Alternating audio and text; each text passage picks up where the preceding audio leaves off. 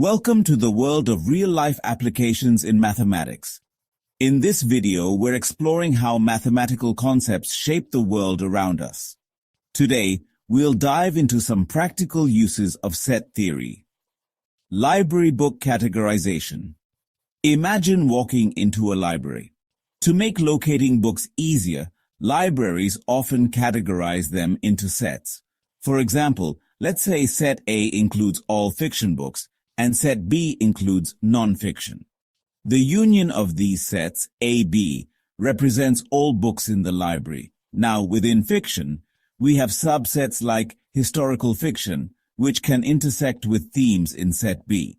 This organizational structure helps readers easily find specific genres and topics. Product placement in malls. Finally, consider product placement in malls. Here, set theory helps organize products to cater to different shopper interests. For instance, set A includes sports-related items, set B includes art supplies, and set C includes tech gadgets. The union of these sets, A, B, C, represents all products in the mall.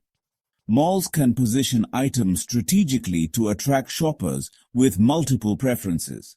This approach enhances the shopping experience by helping customers discover products that align with their needs and tastes.